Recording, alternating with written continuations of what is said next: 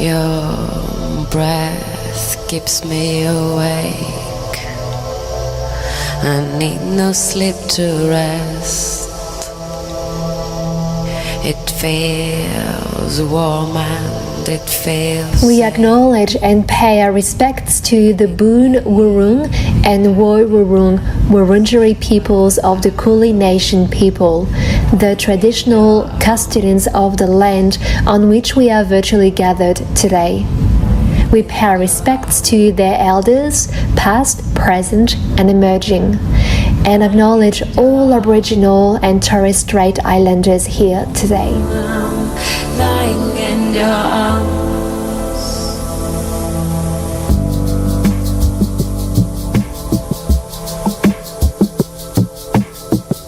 Had to travel miles away, letting moments passing by.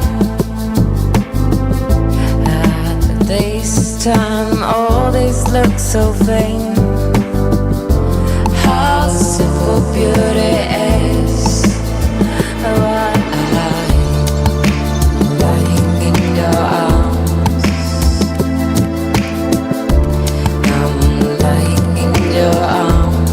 I'm lying in your arms. I'm lying in your arms.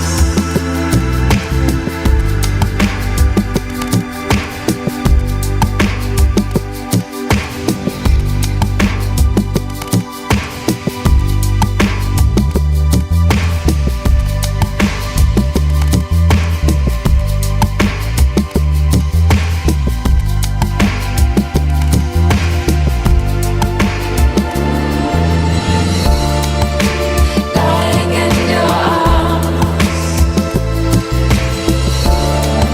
Lying in your arms. Lying in your arms.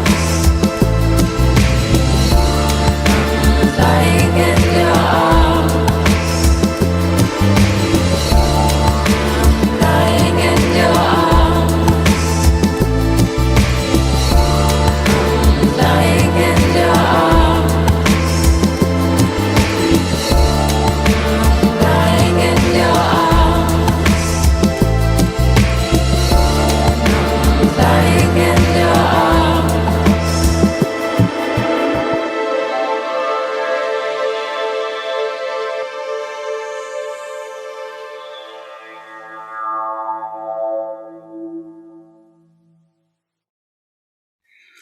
Woohoo!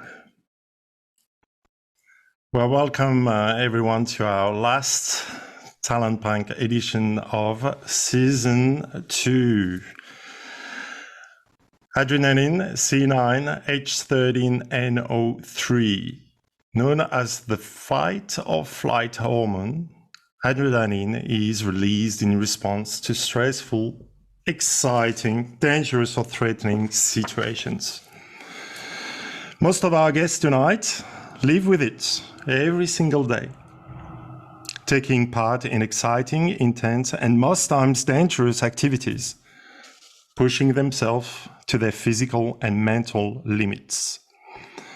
Are they only adrenaline rush seekers, addicts, or simply mad?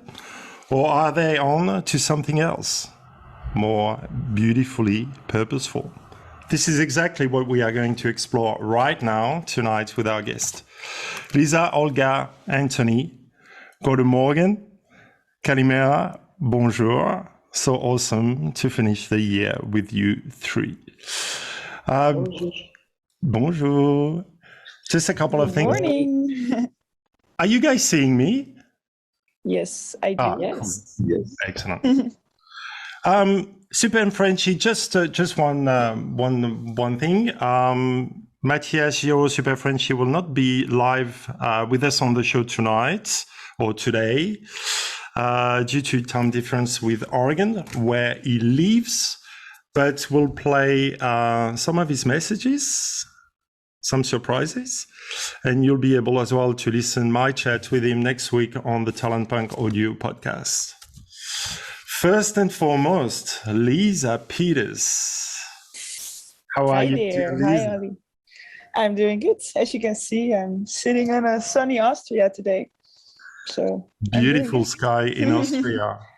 Yes, I would love to show you the mountains just a little bit because my balcony is too high or I need a higher chair. But Yeah. So we've seen a bit of a clip of you at the beginning, just to introduce yourself, but would you mind introducing yourself? Just a few words about you. just a few words. Well, I'm a downhill skateboarder. The reason why I'm here, I think, is because of adrenaline. I'm fully addicted to it. I love the rush which it gives. And yeah, I would love to tell you more about the sports I love. It's like downhill skateboarding. You go as fast as possible down a mountain on a skateboard. And I'm doing it now for 7 years. Nice. Yeah. So you're born in the Netherlands Yes, that's right. and you moved to Austria, and we'll talk about that. When did you start skating? I started, I think, 8 years ago on a little penny cruiser. I don't know if you know those more like plastic skateboards, really small. Yeah. And I used it as a bike actually to go from A to B.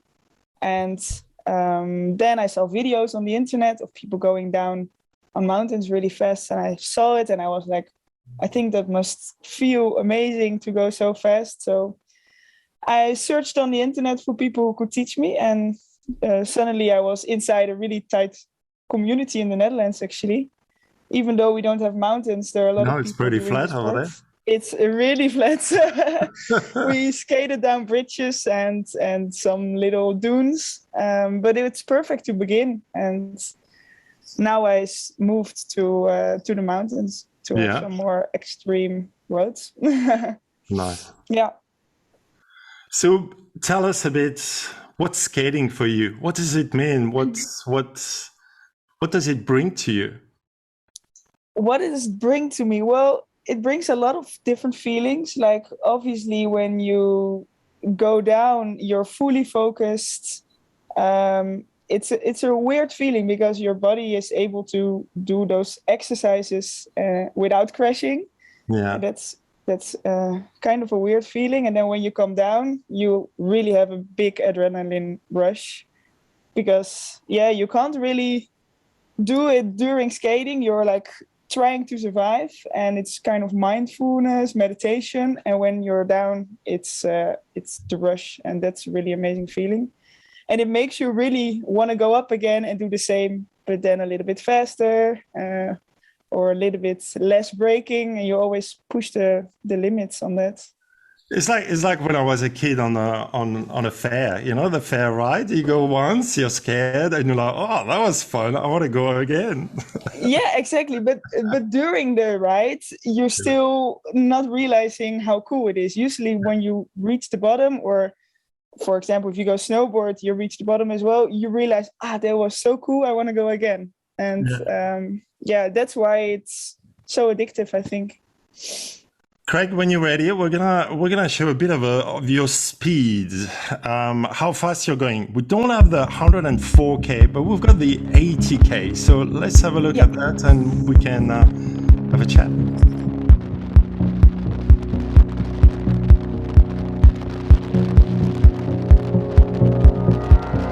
Could you be mine?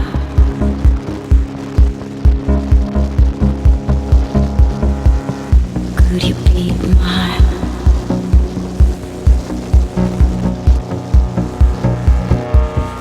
Could you be mine?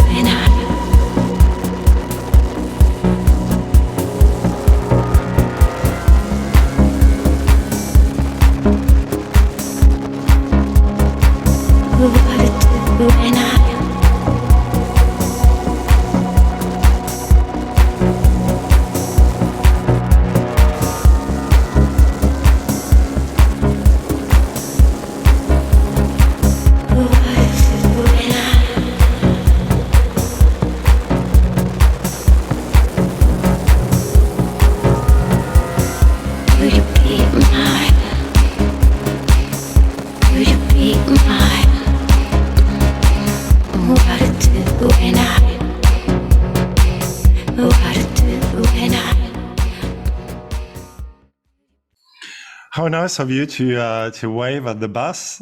Oh, hey. Yeah, it's like what bus drivers do to each other. I do the same. And again, beautiful music from Olga. So just in brackets there.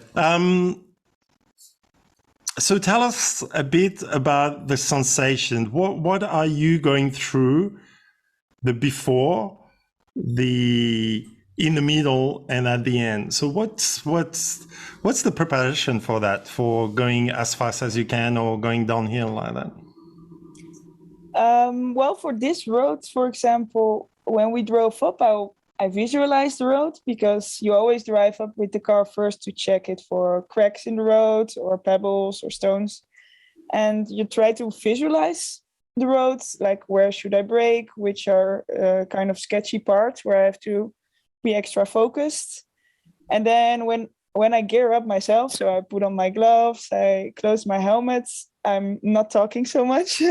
It's a bit preparation for the rundown. And visualizing, breathing, and then once I push down, so the first few pushes, I'm kind of hyping myself up. And I think waving to cars or anything, it gives you a bit of secureness, and that you trust on your own skill. Like, hey, I'm there and I have this all under control. It's a bit weird, but it feels like that you show you have it all under control. And yeah, during the rundown, like you're supposed to be there. Yeah, it's like, hey, Road, I'm supposed casual. to be Yeah, and during the run, sometimes I enjoy it. Like I can be a bit more chill and enjoy the landscape, but it depends on the road. Some roads I'm really focused and thinking, okay, make sure you brake enough, make sure you don't crash out.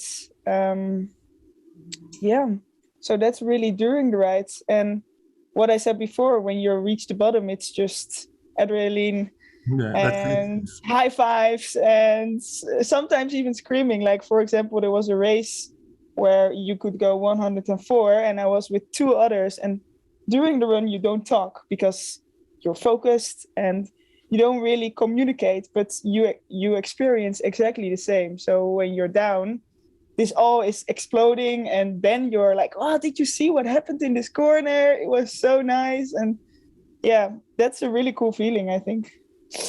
But cool. I think that's basically it. So you were a European champion in 2019, I believe, and with COVID, so you haven't competed since. What's next for you? Competition, more competition, or is the season restarting in terms of compet, or? Well, the summer is over, so this year there were no competitions, same as last year. And yeah, I hope next summer, so 2022. Hopefully there are races happening again. Yeah, it's depending. Nothing is sure yet. But there is a big event in South America planned, which is called the World Roller Games. And yeah, I hope it's going to happen, because it's, I think, one of the sickest events. And all the countries are there usually. So it's really international. Is that mixed guys and girls, or is it just women there? Well, it's actually, we have a really nice position because it's an open class, which means everyone together, seniors, juniors, women, and the open, which is the men. And then there's a separate class for women. So we actually are able to race twice, the open and the women. So, and usually we don't make a big chance in the open class, but it's still really learnful to practice with the boys as well. And there are actually some ladies who are really doing it really well in the open class, but usually I focus more on the woman because it's more on the same level. And it's really nice because if you're all on the same level, it's really tight racing, so there's not a big gap between the first and the second racer. And you are in Australia. Sorry, yeah. no, how tighter the race, how more exciting it is, of course. And you are in Austria because of the ski season, so you're a snowboarder as well. You skate, you're ice skating, snowboarder. That's right. Yeah, Everything ice skating I used to do as a kid, and I think it's one of the biggest sports in the Netherlands. And my sisters did it. My parents still do it a lot, and we kind of raced with ice skating. Yeah. And snowboarding here is amazing in the mountains. And in the wintertime I can't skate, so it's perfect to combine them both. You are related to someone who we had on the show, Jenny Jangle, one of the Wolf Women. Do you want to talk to us about who are the Wolf Women? What is the movie about the Wolf Women? And what was your experience? The Wolf Woman is a group of 5 friends, actually. And now we almost all live in Innsbruck, except for Anna. She grew up here, but now she moved to Portugal.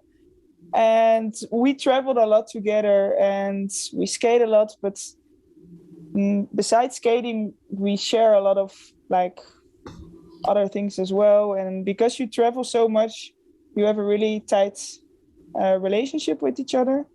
Because we traveled in a van for 2 months, and that's pretty close to each other. And we made a movie, and we drove to Turkey on a quest. And on a quest, different quests. You will see it in the movie, I think, when it launched. But we skated a lot of roads there, which were never been skated down, which was kind of special. And you have to search for your own roads, which is, pretty exciting. Because usually if you skate a road which has skated before, you have some trust that, okay, other people go down here, so it must be a good road. But if it's not skated yet, it's more exciting, I think. And we went to a beautiful monastery. Yep. And Jenny, she was in the live show before. She lost her dad. And we went there as well to think about him as well. So it was really beautiful. It was really like a kind of emotional sometimes because, a lot of emotional things are happening sometimes. And she had a crash and Anna had a crash in Israel before. So it made us realize as well how fragile we are. Even though we love the thrill seeking, there are always risks, and actually that trip we really face them. So we're looking forward to watching this movie when it's out. Talking about thrill, what's adrenaline for you? What's and really it's personal. I think it's very personal for each of you. But how would you define it in you? In you, I think you can define it as a like a natural high. They call it like that as well, because it's releasing. If you release so much adrenaline, I feel sometimes euphoric, and it's always dangerous because you always search for something more extreme, I think. Yeah. So sometimes I really have to calm myself down, like, okay, Lisa, this is the limit. You had a good day. You don't have to go faster. Yeah. But this adrenaline, I don't know, it makes you really happy. It makes me, like, if I talk about it now, I start smiling already, just because it's so it's really hard to explain. Clear in my mind what the feeling is if you have this rush. Yeah.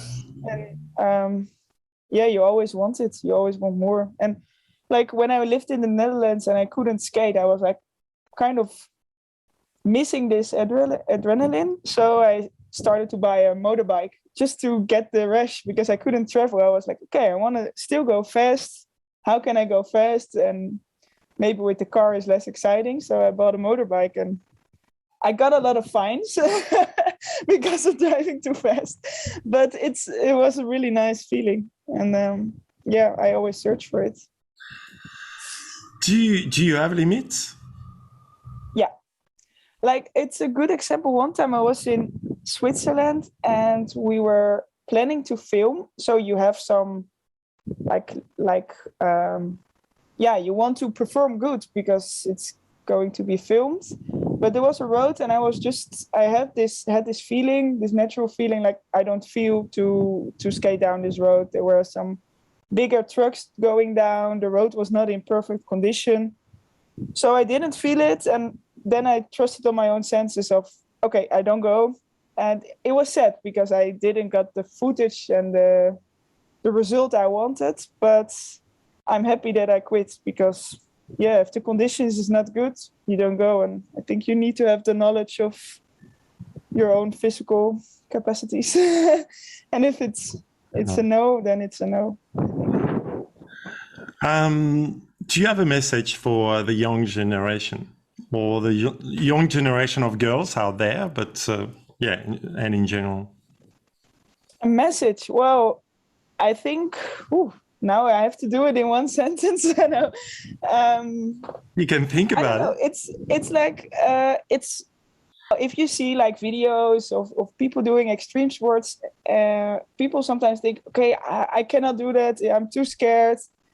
And it's not a bad thing if you're scared, because I'm sometimes really scared as well for a road, and I take it super easy. So it's like if you try it and feel in your body, if you're able to do it, you can do it. But if you don't feel it, you don't have to be extreme all the time. Nice.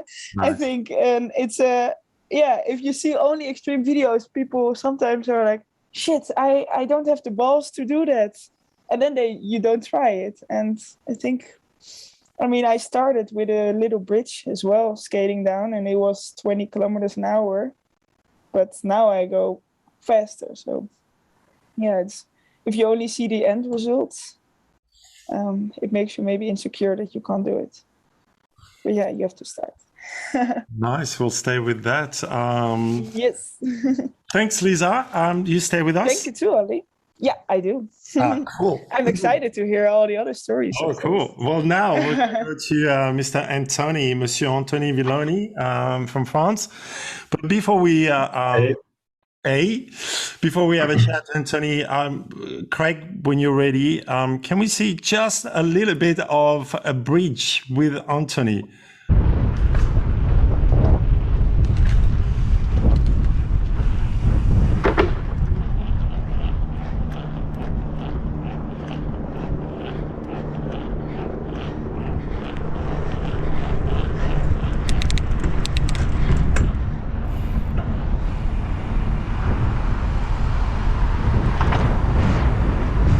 Yeah. Would you mind introducing yourself, Antoni, please? Hey, so yeah, Antoni, I'm from south of France, 29 years old. I've been waiting 10 years to make this bridge. And I love doing sport, every kind of sport, like most often in extreme sport, but like running or doing like every kind of sport. Since I'm young, I just love being outside and doing stuff with friends. And as soon as it's extreme stuff, it's more by myself. And yeah. Yeah, you got. I love it because most people will take the bridge, straight, but you take the bridge anyway. It's just when did you start mountain biking? Because that's one of your core activity, with as well, base jumping now. But tell us a bit about the story of mountain biking. So I started mountain biking more than 15 years ago. Yeah. I was like 11 or 12, something like this. I started like everybody with in a small club and with some kids from my town. Yeah. And then as my parents knew I was going, every time there were a jump somewhere on the road, I was going for it. So I had the luck that the first association of mountain bike jump, like freestyle school, was close to my place. My parents put me in this thing, and then since that, I was like going, and after I stopped the school and then went by myself, because it's kind of I don't know in downhill skateboard, but in my sport, like freestyle mountain bike, like you train by yourself in your garden or at your friend's place, and your level is growing up if you train. If you don't train, So when did you start the extreme mountain biking? What I call extreme, because I mean, I invite everyone to have a look at your YouTube channel. I mean, there is a mountain of hell. I'm not gonna tell, but it's like going down in a with I don't know how many, 500 other people on a mountain bike and just like, sorry.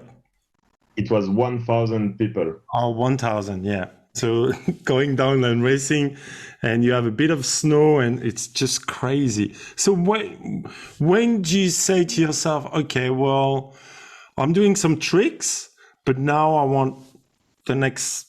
Do you have people you admire, or what happens in there? So it was. It's kind of strange, but like, so I was focusing on doing freestyle for many years. Yeah. And then at one point I was like, okay, I love doing freestyle. The adrenaline I have when I land tricks or new tricks is insane. But at one point I wanted to see some other things. Yeah. And I wasn't trained to make like crazy enduro stuff. But I was like, okay, it's mountain bike, so that's basically that's gonna be just riding and then being focused for half an hour in a race. Yeah. And that was pretty crazy because that was my first time doing this event in 2019. Yeah. And then it went so well. I finished like 15, something like this. And yeah, it was kind of mix of everything I like. So you have the rush and the adrenaline of being like 1,000 people at the start gates. Yeah. So which is like it's crazy. It's insane. It's crazy. And everybody rushed to be first at the to make the whole shot. And you've got the AC/DC. I forgot to say, you've got the AC/DC music in the background, which is like blaring. So it's like a party time. Like you see all these guys with their gear on their mountain bike and going down the mountain in snow. It's just like, I don't have footage, but because there's too many footage of you, so I had to choose. But I invite everyone to go there.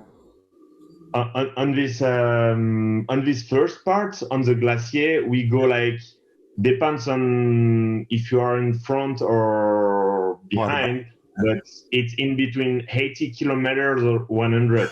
And then you're like with 1,000 people like this, and that's pretty fun. And then after you have to do a mix in between like adrenaline, staying focused, and then you have some way up. So you have to like pedal up and that's pretty crazy because like when you do a big effort after you have such a big way down, but if you have no more energy, you are black. I mean, you see black, like imagine pedaling as fast as possible during like 3 or 4 minutes, and then after going like with all the people in a way down, saying like, oh, I have to go, I have to pass him like in this little corner or cut him here. And yeah, that's kind of mix of in between strategy,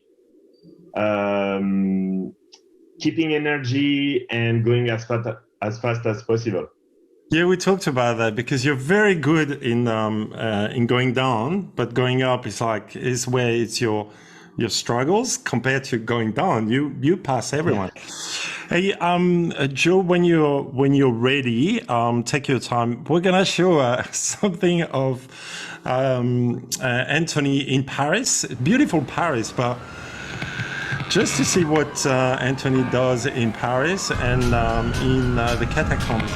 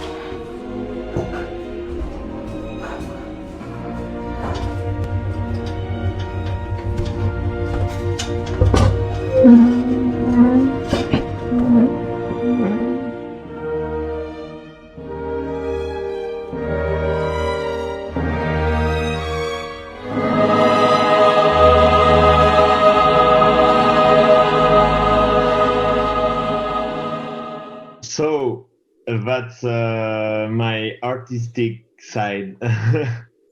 um, at one point, it's like going from freestyle to enduro. At one point, I was like, okay, so I know how to do mountain bike, but I wanna do more or make people see more. I don't really I don't care about being the best or doing something. I prefer showing people place they would never see. And like some people were like, hey, I didn't even know there were a gallery under Paris. And yeah, it's just showing some place people didn't think you could ride mountain bike, even if it's not crazy mountain bike ride. It's just the place which is like pretty crazy, and people loved that. And that's what I want to focus now. It's bringing people to some place they just enjoy watching. I just remember that because we'll talk about that later on, particularly with Matthias. Base jumping. So you took up base jumping not a long time ago. Not how long you've been? No, I started in March, like straight after Catacombs. I finished Catacombs on Tuesday, and the guy on Monday, and the guy dropped me a message. Conditions are perfect this week. If you are here on Wednesday morning, we jump. We start the course. So I just came back from Paris, drop all my stuff, all my footage at home, and then I was in Millau at 9 a.m. on Wednesday, and then jumped at 10 from the bridge. Oh, it was your first jump, first Yeah. time. Yeah, first time. Oh my god! All right. The first one is funny. It's a full course. The first one is funny. It's just like how you feel jumping from bridge, but the guy opened everything. Yeah, he opens. Yeah, you hold the parachute. You open it. He held automatically. everything. What's adrenaline for you? And think about your answer. And Joe, when you're ready, we want to show your 135k speed down a mountain, a snowy mountain, because that's quite unique.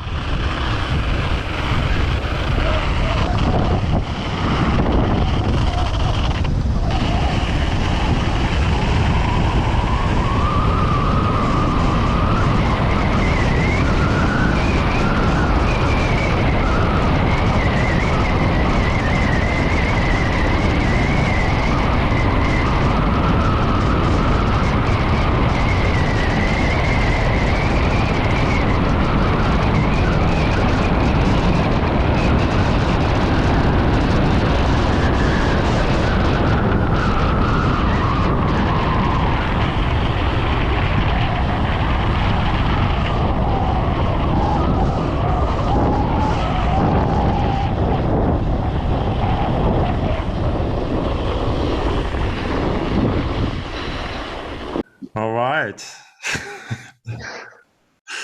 What do you think about that, Lisa? Damn, that's crazy. Like, I know how fast 100 is, but in the snow, this fast is, wow. Yeah, a lot of respect. Really cool to see. I haven't seen this video yet, so I was like, during the video, like, what the? Yeah, cool. I would love to join one time. Well, there you are. Invite. Invite. You can do a duo. I don't know how you do that, but on the snow. The thing is, I am afraid about road, concrete. I'm like really afraid about concrete. Yeah, it's maybe harder, but snow is pretty like impact as well, I think. It's like one impact and then you slide. So that's why I don't do it on dirt. I do it on snow. The road as well is one impact and you slide. You just open. You have no more skin after. I put a tattoo on the road rash always, so you don't see it. Oh, it's a tattoo of the yes. Yeah, it's covered. So what's adrenaline for you, Antoni? So now after watching that. So adrenaline, for me, it's part of my blood. As I said, since I'm a kid, I push myself doing whatever, and it's just I just wanna see where my how you say it, until where my body and my brain can go, like pushing myself. So when I'm doing some stuff, I'm like Lisa. Before it's adrenaline because it's like, oh, is this project is gonna happen or not? And then after, like right before dropping, I'm like speaking to nobody. Like I'm just in my mind, doing my stuff, putting my pads and focusing on what I have to do. And when you start, so she push, and when I start pedaling, it's like, okay, go, I go. And then after you have like, it's doing like this, and then whoop, big adrenaline. And then after, depends if you're with friends or doing stuff, project by yourself, but like, that's a big rush. And then, it's always pushing the limit to see where you can go. And there's just one thing I don't want to play with. It's a condition, like wind condition, or if as in skateboard, if the ground is not perfect or stuff. I just don't want to take too much risk. I just want to play with the risk, like with my limits, not something from outside. By base jumping, by example, if there is too much wind, I don't jump. If there is too much people down there and the landing is sketchy, I don't jump. It's just like my limits, and for me, that's you have to deal with this when adrenaline. Sometimes the adrenaline is too much, and you stop thinking. But that's where you have to be good and take the good decision. So the goal is to have adrenaline in a long time, not just one time and then stop doing what you love. What's your thoughts about, or your relationship with death? Is that something that you say, well, hang on, I'm doing some pretty, for the normal human being like me, it's pretty crazy stuff. For you, it might not be crazy, but that limit between pushing the limit or kind of daring, kind of playing with, so what's... Yeah. So for sure, when you do sports like this, you're playing with death sometimes. Yeah. And this question is something I'm dealing with for 2 years now, really asking myself, like, do you want to keep going or just... Sometimes you are not in a safe zone. So what's your feeling with this? And I'm like, okay,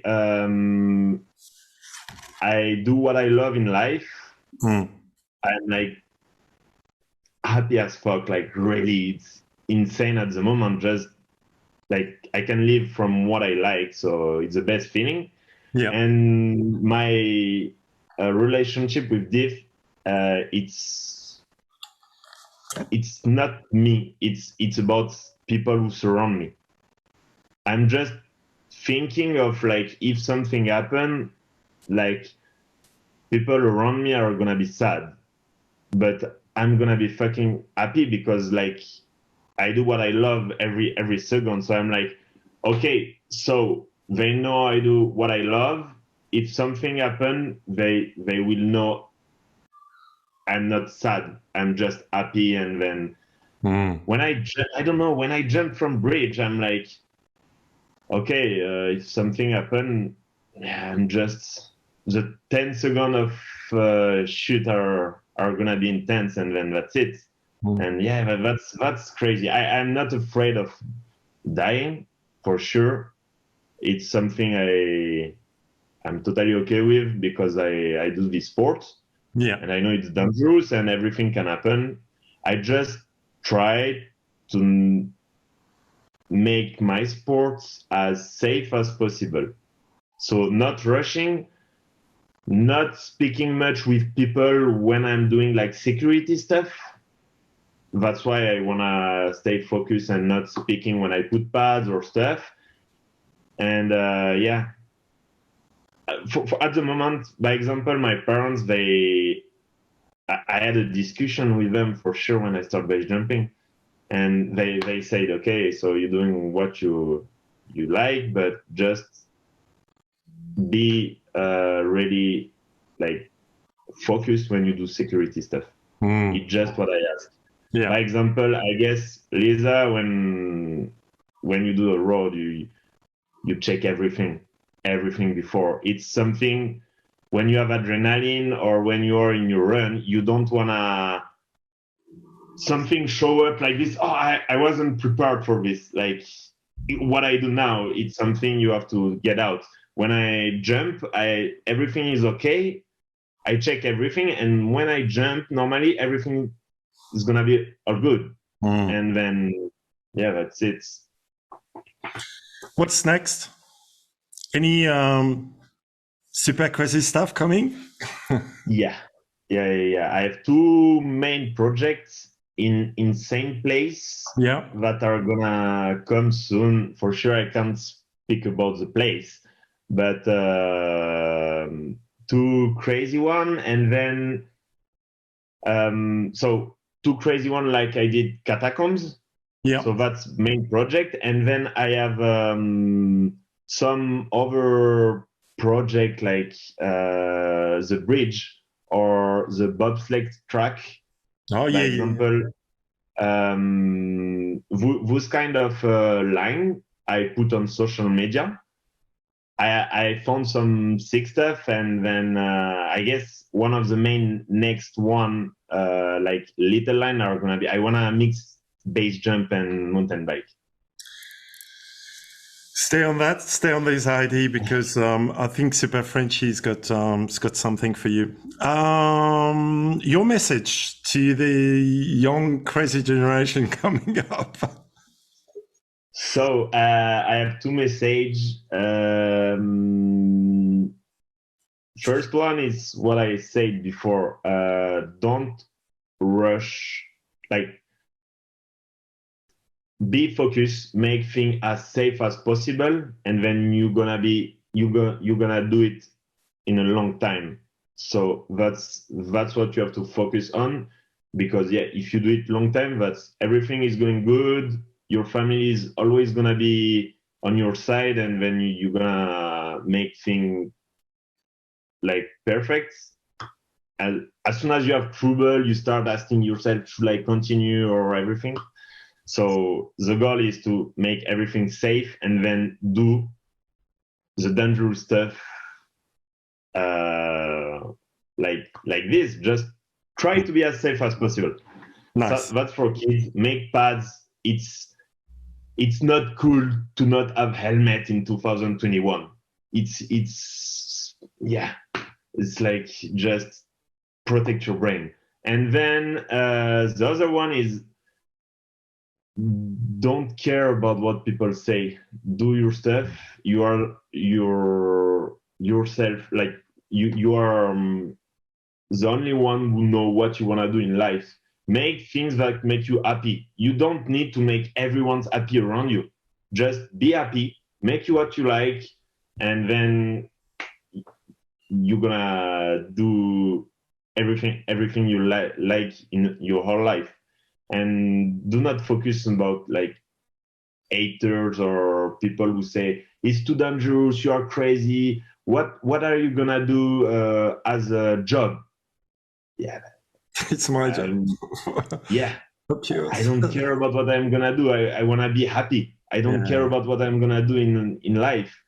And luckily my parents were on my side, and they were the same. They were like, we don't care. As soon as he's happy, he's good. And now I live from what I love doing. So nice. That's pretty good. That's the best combo for me. Nice. Thanks, Antoni. You stay with us? Yeah. Cool. Olga. Bonjour. Hi there. How are you? I'm very impressed, actually. I'm very impressed. I'm glad to hear these stories and to meet Antoni and Lisa. They are it's just great what they're doing. I love it. Excellent. I mean, yes. Yeah. Before we, no, I mean, yeah, sorry, go. No, I'm just I admire them. I just don't think I could ever have the. It takes a lot of courage to do these sports, and I wish I had this courage. And I wish many people also had the courage, because I think this is one of the things that society lacks today. The people don't have the courage. They are like very, laid back. And now with the COVID and everything is just not doing what he loves to do. So I really loved what Antoni said, and I think it's very important that people should really do what they love to do. So you have of courage as well to do what you do, but we'll talk about that. Yeah. I just want us to have a bit of a break first before we speak with each other, to watch one of your video. It's kind of an oldie one, but we'll talk about your new album as well. Joe, when you're ready, we're going to watch Hollow Lives. Take it away.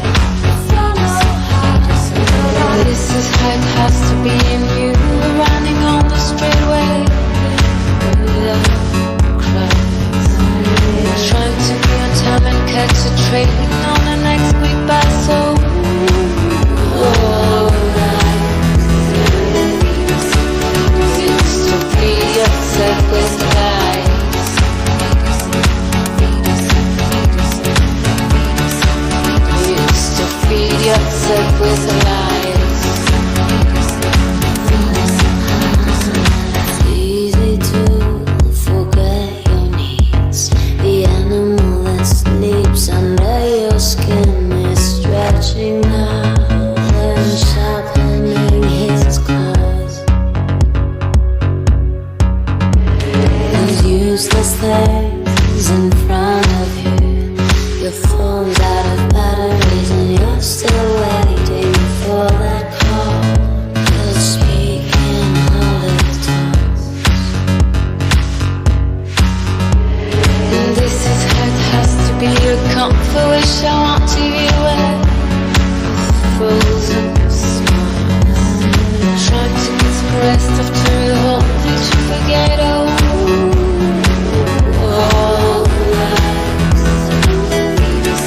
You used to feed yourself with lies. You used to feed yourself with lies.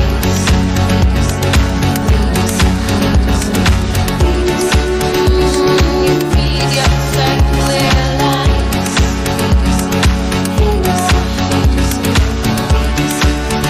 Used to feed yourself with lies. Feed yourself, feed yourself, feed yourself, feed yourself, feed yourself, feed yourself, feed yourself, feed yourself, feed yourself, feed yourself, feed yourself, feed yourself,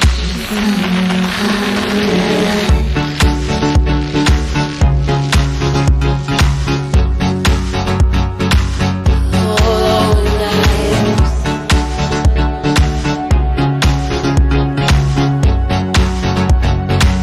All night.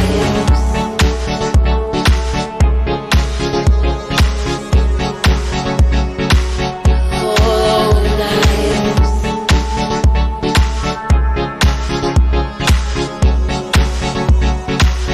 All night. Beautiful. Hello again. Hi. Do you want to introduce yourself? What do you want me to do? Okay, my name is Olga Kouklaki. I'm from Greece, and yeah, I write music. I compose music and mostly electronic music. And I moved to France, to Paris, when I was like 21 or 22, and I started my career there. And yeah. I discovered some stuff about your time in France. So apparently you are the most French Greek artist. You've got an intimate link with Paris. Do you want to tell us that relationship with Paris and why you moved to Paris first? Because you come from a classical piano education, I think. Is that? Yes, And yes, then yes, yes. No, I mean there was never like a decision making. I want to move to Paris or I want to do this or that. It was everything. It was spontaneous and it just came naturally because I just simply loved music since I was very young, and I was playing since I was like 8 years old. I was playing the piano, I was writing songs and stuff like that. So at one point I got involved into the electronic music, Yeah. into the DJing thing, because I really loved all the electronic music things. I didn't know how it was possible to create a song from the beginning. Piano was easy. I was playing piano. Okay, that's easy.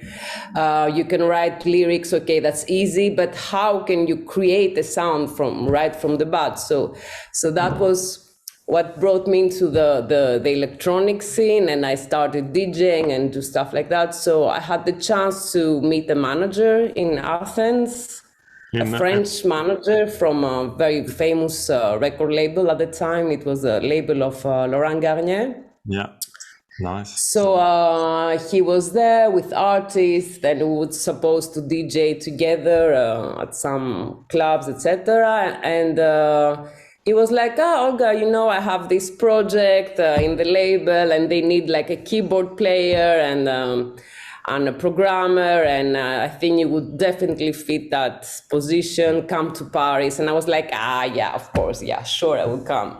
And then after a few months, he comes back with another artist of the label, and again, we meet randomly at the same club, and he's like, Olga, I told you I have this project, you really have to come to France, and blah, blah.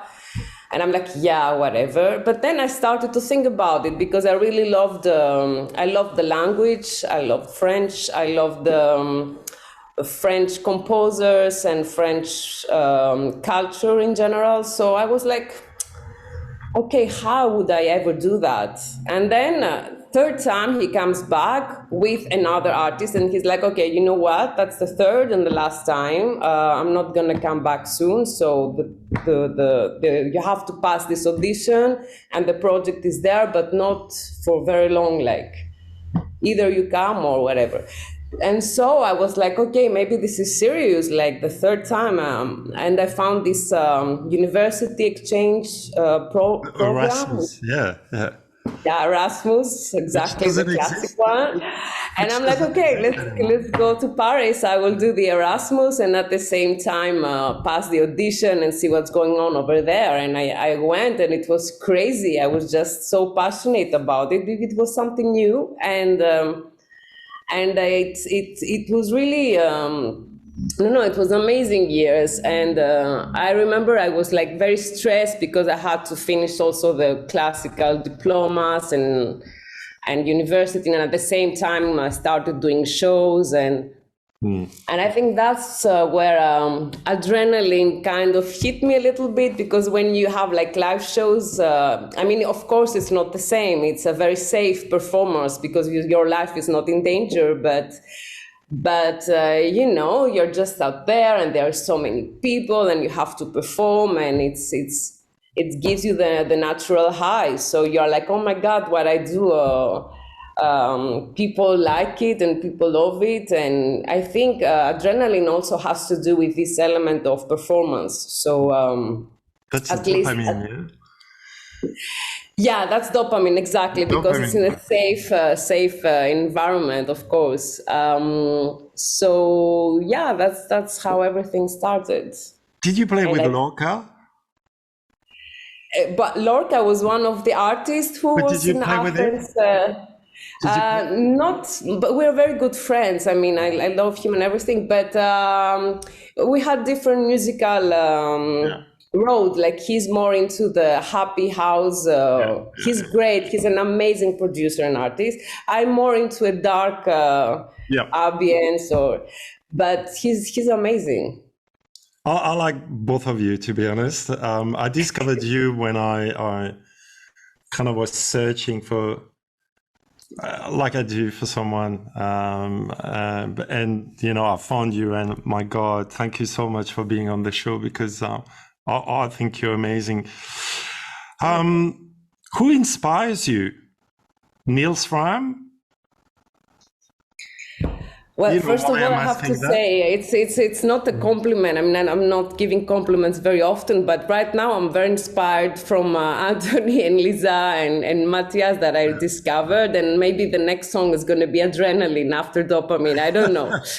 But musically, I'm inspired by so many different things. Like I was inspired from the classical music at one point. Then I was inspired when I was a kid from the new wave stuff and even rock music, like, and then I got into the electronics, and like today, after all these years, I keep changing my inspirations. Like right now, yes, I love Niels Fram, Hauska, and you say something about the classic in electronic and the electronic in classic, which you kind of is that something you want to explore, or? Yes, I would love to in the very near future, actually. Yes. Nice. But it's complicated because it takes so much time, and of course I have the passion, I have the dopamine, adrenaline, whatever it is that makes me I want to do it again and again. But it takes so much time. So in order to do something to dare to compare with classical, and it's not easy. Who's Kid Loco for you? Kid Loco is a French artist. Yeah. He's a very good producer, and when I was younger, I remember I had his CDs, and I was I was a fan. That's simply put, I was a fan of his music.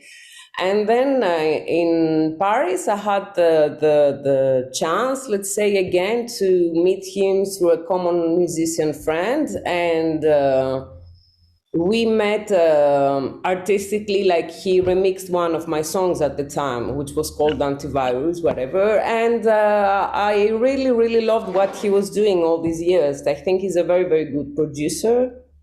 And then a few years ago, he proposed to collaborate on his own album. So we did 2 songs together for his album. And then, we keep collaborating. And you've done a collab with him on your new album. We can talk about the new album, Dusty Diamond. Yes. Can you the first time we met, you gave a lovely definition about Dusty Diamond. Why Dusty Diamond, and what was the purpose of this album, and what does it mean?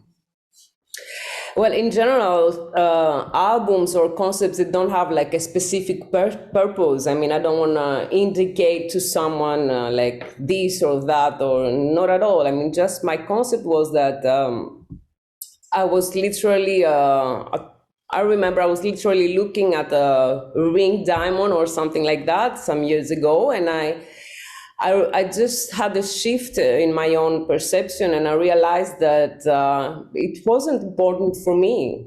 So something that used to be very important or very, let's say, pricey or glamorous or whatever, or something that is loved by many people, it was not important to me. So and then I started thinking, and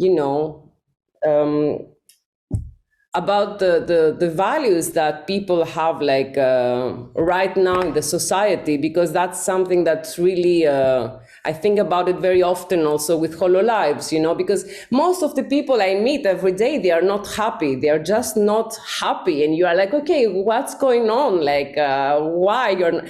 And you realize that they do works or things in everyday life that they don't really like. They are not proud of it. They don't want to do it. And this has to do with values, because finally at the end, what is more important to you, to be happy with what you do, to be proud of what you are, or to just do something to make other people happy or have money or whatever? I don't know, because even at that point it's not realistic, because then the money they have, it's not enough, and it's a mess. So for me, Dusty Diamond was like this shift on the values that we have, and the values that society projects, and so something that is diamond and very flashy can be dusty, meaning worthless. And the contrary, like you have like something that seems worthless, dusty, so you have something, and then it's so priceless for you. So that was the concept in a way. Your album, this album is very dark, it's very deep, very kind of emotional, very poetic. There are a few we played, Lying in Your Arms. I don't know if it's my preferred one, but I love that song. I think it's just beautiful. I thought it was fitting very well with Lisa's video. La Nuit la plus tendre, so the tender night, or the most tender night. The most tender night, yes. Most tender night with Kid Loco is beautiful as well. And there is Haze that we'll see at the end of the show. One of you performing on Haze. There's one I want you to talk about, because we're coming close. In a couple of weeks, it's going to be the unfortunate anniversary of the 13th of November and what happened in Paris. So you dedicated a song for the Bataclan. Do you want to just say a few things about that? Yeah, well, sure. I mean, I was there, and I was invited that evening to Bataclan, and really last minute I just didn't go, and I went, at the neighborhood, but to another place, and I was very lucky for that. So I remember it was a mess, and I went back home, and I was very, very scared, and I mean, I wish I had Antoni's bicycle or, Lisa's, you just had to run. You just had to run that night. You just had to run, and it was very weird feeling. So I started to write this track. It's not a song, actually. It's a very tortured production, which is called Friday 13th in the album. Friday 13th, and I named it like that because the evening of the Bataclan, it was a Friday 13th, I remember. So I started like doing cuts and very, very weird and nasty noises because everything here was a mess, and the violence that I felt from outside, it came inside and then back to the song. So yeah, there is Friday 13th in the album, which is it's not very pleasant probably to hear. Like, don't listen to it when you have dinner, but it's inspired by that unfortunate event. Yeah. We'll listen to a Haze at the end, as I said. It's very dark and poetic. Can you give us a bit of a hint on what Haze is about? Well, Haze is a song about this emotional state that you have when you are like, when you are in, how to say, I don't know with extreme sports if you can combine it, but in general, when you have like an extreme feeling of something and an event that's happening that is very, very strong in a negative or a positive way, sometimes you get lost and you feel like you are in a haze. I don't speak about alcohol or drugs or stuff like that. I'm just saying, like when you are having all these emotions. And I wrote the song one day because I couldn't handle my emotions, and I was trying to find a way to how to transcend the self and feel on another level, so you don't really feel the pain, the real pain, the actual pain. So yeah, that's Haze. It's the first single of the album. I love this song, and I'm always impressed. I mean, I don't think it's very dark. It's funny. I don't think it's a dark song. Honestly, I think it's atmospheric. I think it's, and it's funny because many people find it very dark, and there are some others who are like, no, it's not dark enough. So whatever, it's Haze. So it's Haze. And just to say one word about the artist who did all this amazing graphic design, the video clip of Haze. His name is Laurent Kinowski. Kinowski, and he's also doing the graphics for this wonderful French YouTube videos. It's called Data Gueule, and it's very politic and social themes. And yeah, I'm very proud of the video he did, and he's a great artist. Yeah, I just wanted to say his name. When is the next video of coming from your album? I hope soon, like the next month. But right now I'm preparing new live shows, because for a long time I had stopped due to COVID and all this stuff. So right now I'm focusing on this, and then I'll see about the next video next month. Yeah, we're gonna see you in Australia, in Melbourne. Melbourne is the first. It's the second biggest Greek city in the world. Yeah, I've read about that a few days ago, and I was really impressed. Like, I didn't know it actually. Yes, So we're I waiting for hope you. so. Yeah. I hope so. Thank you so much. Thank you. You stay with us, please. Now, Sure. Joe, when you're ready. So what we're going to do is watch a bit of Matthias, aka Super Frenchy, I wrote you this letter in and we'll case see I'm each not other coming after. home. You need to know that I'm not abandoning you. I love you with all my heart, and you are the son I've always dreamt of having.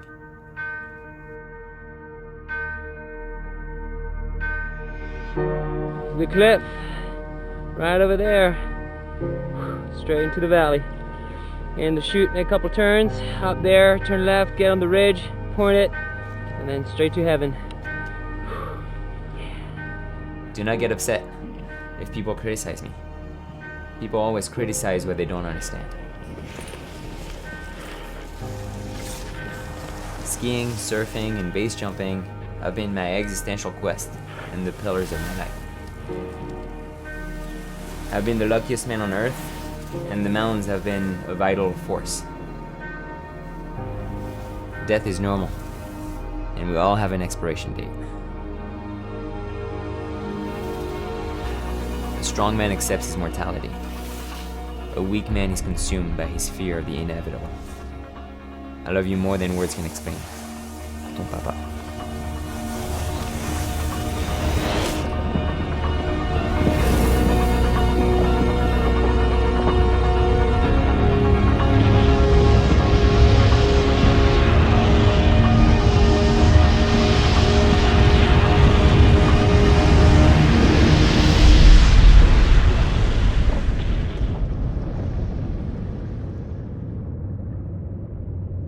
So Super Frenchy, Matthias, bonjour, and welcome to the Talent Punk Adrenaline edition. First, how are you? I'm doing well, and you? Yep, really cool, very good. Awesome. And finally, we catch up. I know it's been a while. I've been trying to, to get you on the show for a while now, so I'm super pleased. In a few words, would you mind introducing yourself? Yeah, so my name is Matthias Giraud, aka Super Frenchy. That's a nickname I got years ago because I jump off stuff with skis and parachutes. And that's I'm a professional mountain athlete specialized in big mountain skiing, ski mountaineering, and base jumping. So it's pretty much a year-round flying circus. My first question for you is borderline genius or borderline madman? Well, I think either terminology to define yourself would be a little pompous, So I would say neither. I would say purposeful. Yeah. So yeah. Nice. Let's get into it. What has triggered your test for risk and danger? Maximizing life. I think. Okay. Yeah, I think risk is just not risk, adrenaline, whatever, all this stuff, however you want to call them, are just a byproduct. But it's not the purpose. You don't do something because of just the way it makes you feel. You do something because of the meaning. I think ethos is everything for me. And I think for me, that's risk is just one of the variables or great things, whatever they are. So if you do something great, it's always going to come with a huge element of uncertainty and risk. So you got to prepare for that. Because if you don't have the meaning, what is your life worth? And if you have a meaning, well, if you choose not to pursue it, then you or to take your life in this direction, then you're wasting it all away. So that was the mindset, I guess, the trigger to committing to risk. But yeah, the first rule to taking a risk is to accept the risk. That's the first thing. But it's there's a fine connection between accepting and actually committing to your risk. There's a few steps involved. So accepting the risk, committing to the risk. Yeah, it's tricky. It's Yeah, it's a big journey, you know. Do you have limits? Or what I are do. your... I have limits. I just haven't found them yet. But I Oh, think I kind of know where they are. But I keep this. One of the things when you take risk is you learn to assess the frame of execution. And as you develop your skills, your frame gets bigger and bigger and bigger. mm. But it can grow only to a certain point. But I think sometimes it's not just about the frame getting bigger, it's about refocusing the frame. So, you know, and so I think right now I haven't maxed out my my frame yet, you know. So it's the balance between pushing your frame as wide as you can, exploring the outer edge of the frame. That's where life really is interesting. Life is not interesting in the middle of the frame. Life is interesting at the edge of the frame. You know, this is really when you fully know what you're capable of, what you actually maximizing and pushing your interests and your passions and your desires to the furthest. Otherwise, I know I'm the kind of person, maybe it's not right for everybody, but I know I'd be the kind of person wondering, what if the edge would be like, and if I didn't go there, then I'm wasting it all away. So. Nice. I've got a question from Antoni Villoni, who is an extreme mountain bike rider and base jumper. Hey Matthias, I hope you are fine. So I wanted to know, what is your relation with fear? What makes you realize that it's way too much and you have to step back with your project or what you attempted? And then, while doing scary moves, do you prefer being surrounded by people or being by yourself to be 100% focused? Two very interesting questions. So fear, actually through the movie, you can see the relationship with fear changes. At first, you know, I'm 24 at the beginning of the movie when I'm really jumping. I mean, at the beginning, there's footage of me as a kid skiing, but really when I'm starting to ski base jump, I'm 24 and I'm ignoring my fear. I actually even stated in the movie, I'm putting my fear to the side and going for it. So it's really obviously ignoring the emotions. Then second stage, I thought I was managing my fear. It's probably right around the crash, but all I was doing was just managing my emotion, my anxiety. But by managing your anxiety, you kind of cutting your emotions with your surroundings, which your emotions are actually your connector to your surroundings. They're the ones that are sending you information that you have to process about your surroundings. And eventually, when I went back, was the state when I fully embraced fear. I was talking to a friend who wrote a book on fear called The Art of Fear. Her name is Kristen Ulmer. And talking with her, I realized that we actually have a very similar relationship on fear, but she really took the time to break it down, you know, with the lizard brain and all this stuff. And then I realized that actually my approach on fear had completely changed because I fully embrace it now. I kind of hate it. You know, I really don't care for adrenaline. For me, it's whatever, you know, like it's just a byproduct, you know, it's not what I seek at all. What I seek is purpose, right?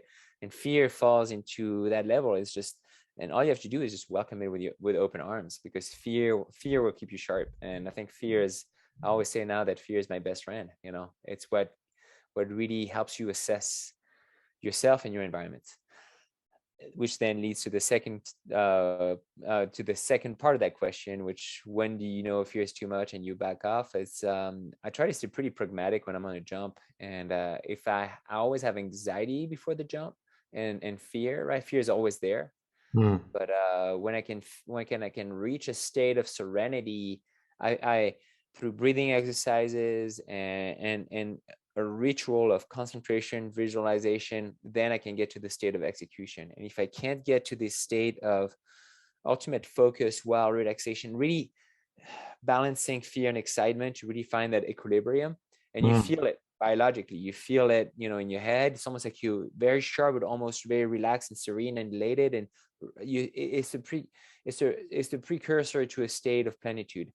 And if I can't get to that stage, it means that something is probably really, really wrong, and I should probably step away from the jump. Then I try to break it down, and if it's just my mind racing, then I take the time to do whatever it takes to actually relax, you know, and I won't go until I'm ready. So that's kind of how I deal with it. Therefore, when there are people around, the camera crews, helicopters, filming, things like that, I've learned to, because I've filmed so much over the years, it's almost become part of the process. So I'm just used to it. I'm just there to do my thing. It's almost like they're on my schedule, I'm not on theirs. So I deal with that. But where I actually gets to me is when I'm jumping with a bunch of other people, when there's a base jumping event or a lot of other skiers, and everybody's kind of like, getting each other excited. This is an environment I don't really. I have the privilege to kind of do my thing a lot of the time, and I try to not be. I try to avoid having that group effect, because that could be pretty detrimental. And I've seen it on base jumps, like you on top of the thing, and then someone does something bad, and last thing you know, like they're laying like, motionless in the boulder field at the bottom, and you don't know if they're alive or dead, and that's not a cool thing to do, or to experience. And so I try to I've gone to a couple of base jumping events, but most of the time I try to kind of stay away from there. Or if I'm in that environment, I remind myself to stay extra sharp and even more conservative, so do not get carried away. So that's how I deal with it. I can tell he's done some crazy stuff and been around a lot of people, so while doing this stuff, so that probably has been toying with Antoni.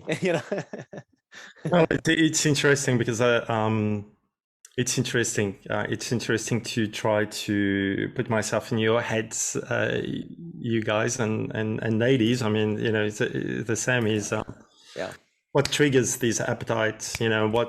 But you explain it very eloquently in a way that there is a deeper purpose, there is a deeper process, and that's why we're talking. From Olga, our musician who made the music for the promo. I hope you saw the video this morning that I posted. Is the video promo.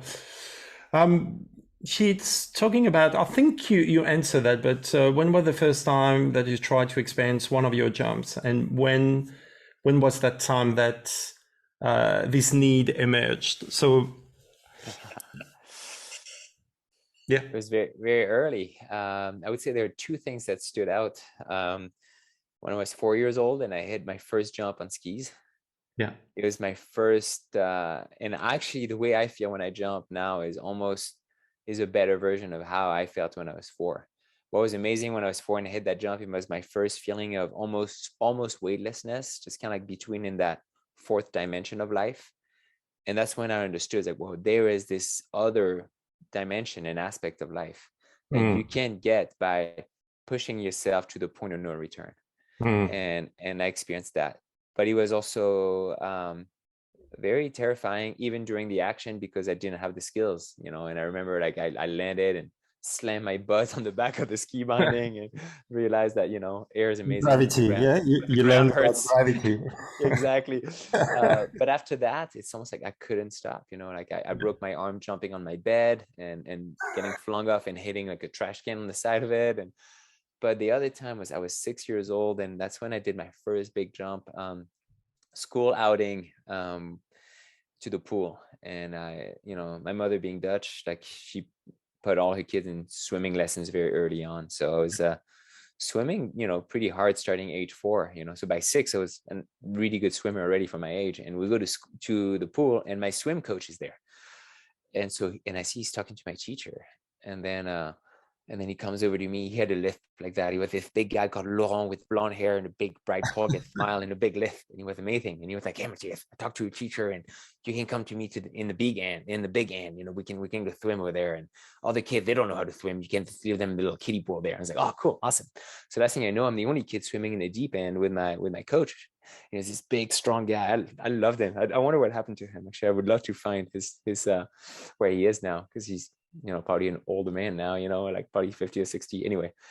And then he points at the first springboard, like the 3-meter springboard, or 5 or whatever, and he goes, "Hey, Matthias, do you want to jump off this? I think you can." It's like, sure. So I get on it, and then as I climb up, I can see the teachers looking a little concerned, and I jump off, no problem. And I did it like 3, 4, 5, 6, 7, 8, 9, 10 times.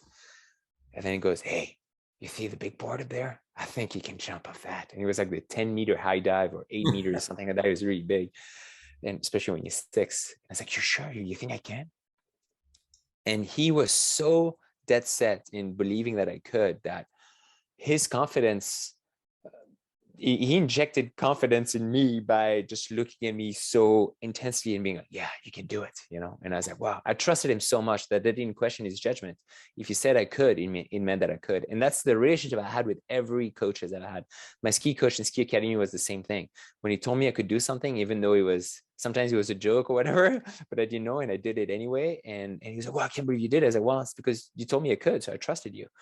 And I just focused on what I needed to do. There's a methodology for it. Bottom of the line, he tells me to go, and I'm like walking up the stairs and getting up the ladder past the first springboard. I'm like, oh, shit, we're high. And then I keep going, and then I get to the top and then get my toes to the edge of the pool. And then one of the teachers sees me and makes kind of like, I can't make eye contact with her, but she sees me from a distance, and we kind of like staring at each other, and she starts waving. She's like, no, don't jump. And then I look down, and my coach is at the bottom, and he's like, yeah, you got this. And I'm like, okay, so obviously I'm like, in that case, I'm like, okay, she's a teacher, she's smart, but she's not the authority when it comes to swimming and jumping. Like, he's the authority. So I'm going to judge I'm going to follow his advice, and I'm going to jump off. And then I jumped off, and it was the first time I felt like I was in the air forever.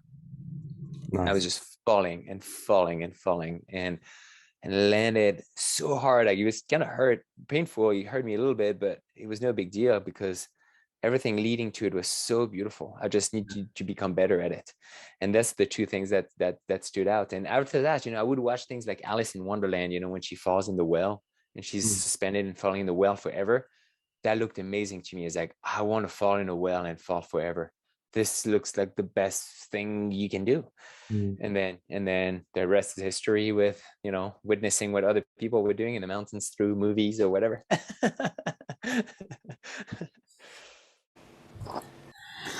Well, there you are. So, Joe, when you're ready, Super Frenchie's got some questions for you guests. So, Antoni, I think you're first. So I guess for Antoni first, because being a base jumper as well. So I see that he's a multi-sport athlete, and I really enjoy, the multidisciplinary approach to the mountains, which is where I express myself through skiing and jumping and other things, right? When are we going to see a mountain bike base? I would love to see a full free ride mountain bike line to a big cliff at the end, like pretty much like a mountain biking version of what I'm doing on skis. So I don't know. Are you up to it? Hey, you know what? Nice. Have you seen his 135K on the snow, the slide? Oh, I didn't see that. He did 135K on a mountain bike. That's brilliant. Oh yeah, he's way overqualified for a mountain bike base. Right. Well, it might be like an invitation in March or something like that. I don't know if I'll be able to ride a bike off the cliff where I'm going, but yeah, we can talk about it. I'd love to help out. Maybe we can do a duo snow mountain bike base to ski base, like side to side. That could be kind of cool. That's what we have Talent Punk, is to put people together to do. It's got to keep the bike on though. Like I figured out a way to not throw anything away. I don't throw my poles anymore. And then I made bamboo poles, but I felt bad about throwing something that didn't belong in the mountains. But now I can ski base with my poles. Once in a while, I'll use bamboo poles if I don't really have another choice. And I even made baskets that are biodegradable now. So the whole pole is biodegradable, but now I can actually ski base jump with keeping my poles on. So I want him to take off, open his parachute and keep the bike and land and ride away. I mean, awesome. I want him. I would love to see him. I don't want anything, but. Awesome question. So Antoni, ready for the challenge? Oh, yeah. As I said, that's one of my next project, but at the moment I am trying to be better base jumping. That's why it takes time. That's what I was explaining before. I want to make it in a long term. I don't want to rush to do some stuff and take risk. I just want to do everything in the safest way. So as soon as I will feel okay, and I'm not gonna say, do I have to focus more on bike or more on base jump, or I just wanna be at the exit and say, hey, that's it. I'm just gonna ride my line and then jump to nothing. So So as soon as I feel safe with this feeling, I will go. I'm already looking for some place where it can happen, and I have some good exit now. So not so long. Well, Matthias is gonna be in the Alps in March next year, so you guys can connect, and I'm looking forward to seeing some crazy shots in the future.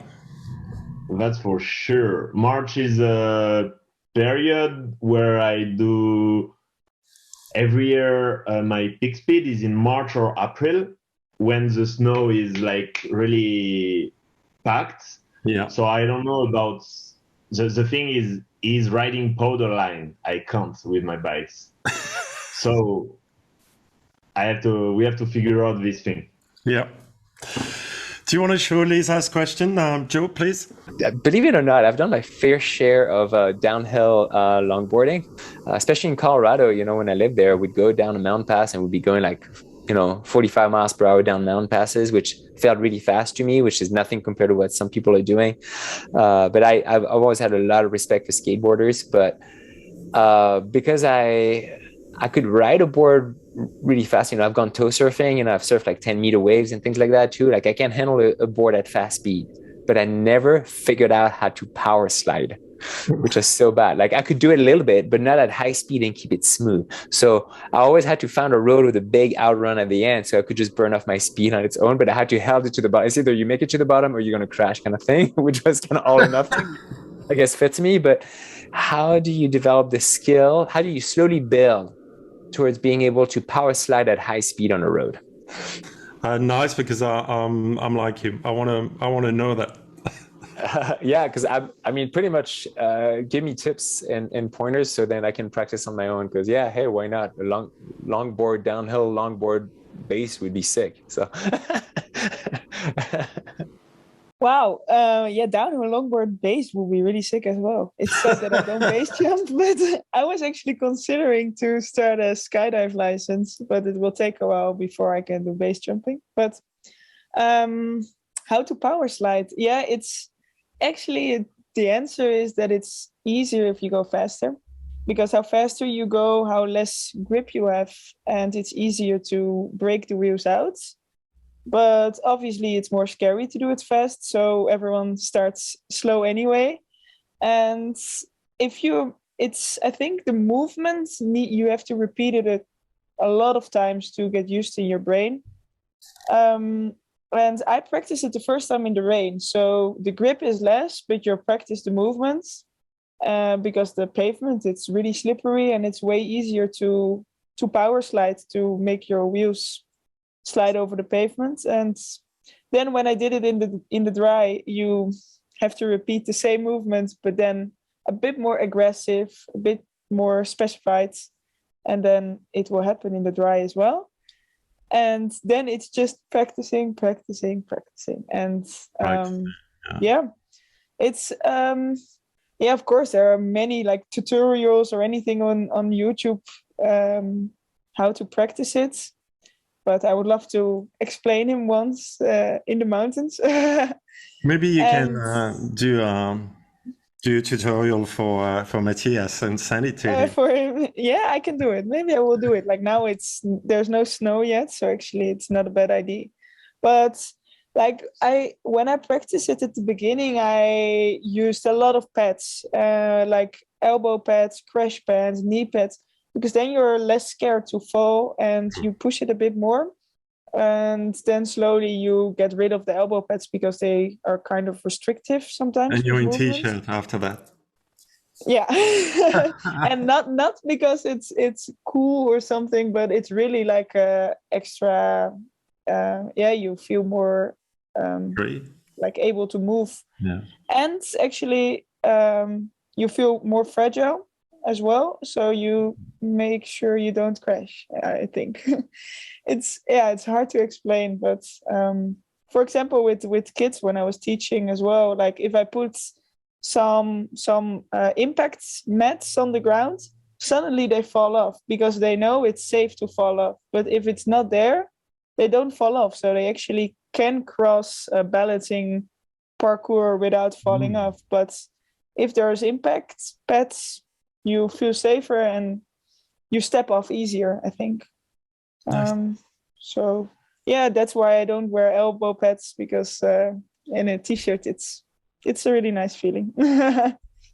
But practice with, and of course, like Antoni said it as well, wear a helmet. It's 2021. Of course, you only have one head, so Yeah. of course some protection it's mandatory. You really have to do it, and it's not stupid or something. It's normal. Thank you. So, yeah.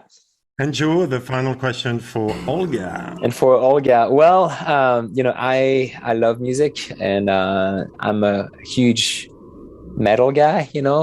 I think there's, but pretty much I at this point I've opened up to some other genres, but I guess what I seek generally is heavy and dark, because depth comes out of darkness a lot of the time, right? That's the definition of shadow work. I guess we're going back to Carl Jung here.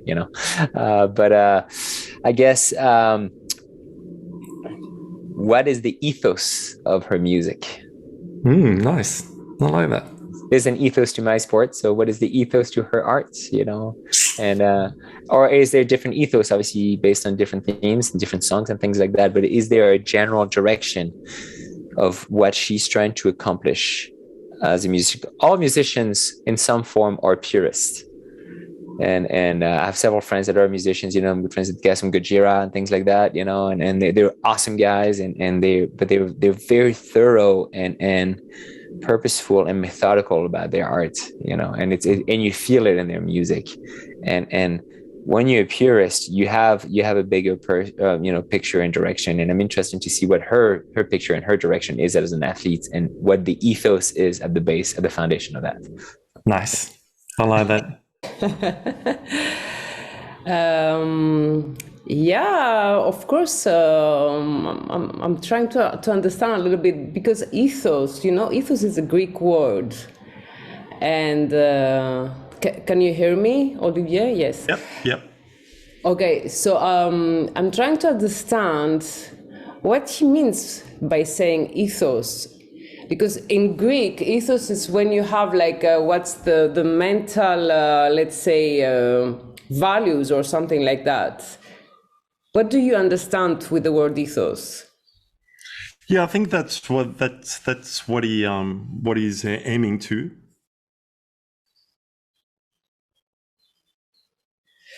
Okay. What is your yeah? Okay, so as I said before, personally for me, music is how to express feelings and things that I remark in the social life, and values and things I find important, and what's happening in the society. So actually with my art, that's what I'm trying to do. I'm trying to transform everything I see in music. So that's my ethos. And that's why I'm doing what I'm doing. That's why I'm composing music, because it's a necessity. I can't do without it. It's a passion, and it's my way to express how I see things and how I feel with things. But yeah, I mean. No, that's perfect. Maybe that's the answer. That's a simple answer. And the perfectionism is talking about is. The perfectionism in electronic music, it's a very big discussion, for 1 hour discussion, because it never ends. Since technology goes better and better and better, it's non-stop. And I love perfection. I am a perfectionist, I think.